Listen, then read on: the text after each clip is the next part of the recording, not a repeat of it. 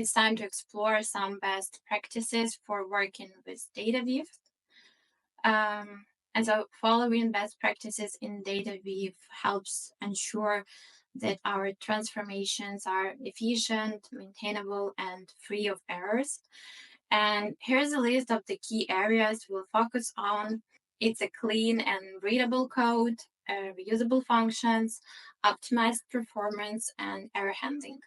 And so in the next 4 slides, we'll dive into each of these areas to explore why they're important and how to apply them effectively in your DataWeave transformations. So one of the most important practices in DataWeave is keeping your code clean and readable.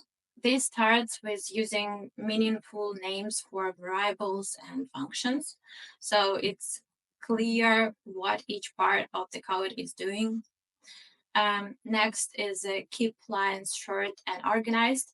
Breaking down complex transformation into smaller, simpler lines makes your code easier to follow and reduces the chances of mistake. And finally, add comments for complex logic. So when certain sections are more, let's say, intricate, a quick comment explaining the purpose or approach can make a huge difference. This is especially helpful for anyone reviewing or updating the code in the future. So it's kind of a respect in between every developers, because all of us transition from one project to another, and comments really helps. The next best practice is reusable functions.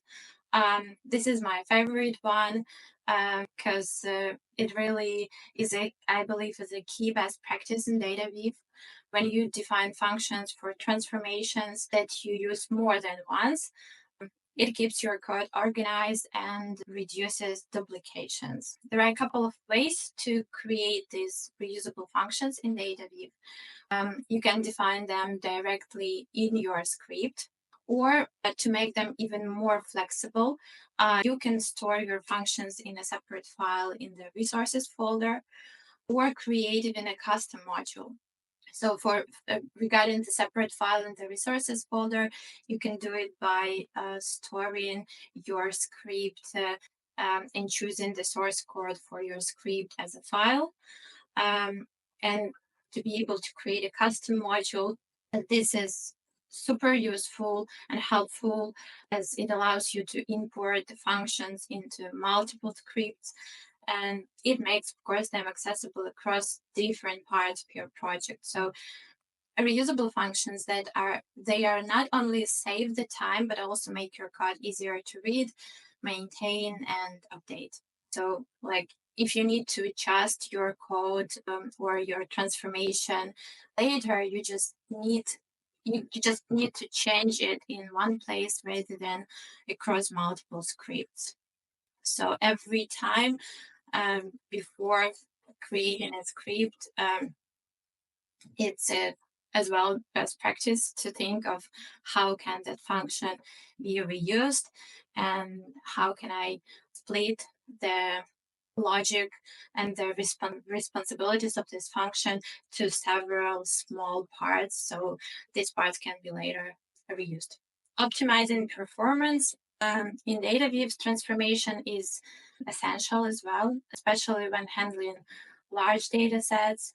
One effective approach is to filter data early. By filtering out unnecessary data right at the start, you reduce the amount of information that needs processing, which can significantly cut down on processing time. And another important point is to avoid unnecessary transformations.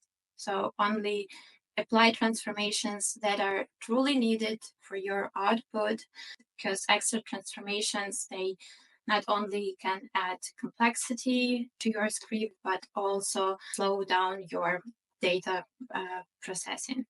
Error handling. Error handling is essential for making DataWeave transformations reliable. A primary approach is to use try-catch blocks to catch issues as they arise. preventing failures in the transformation.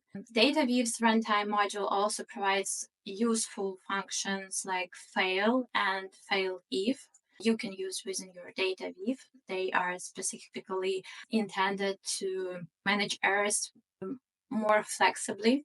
So with fail if, for instance, so we can set conditions that trigger an error only when specific criteria are met.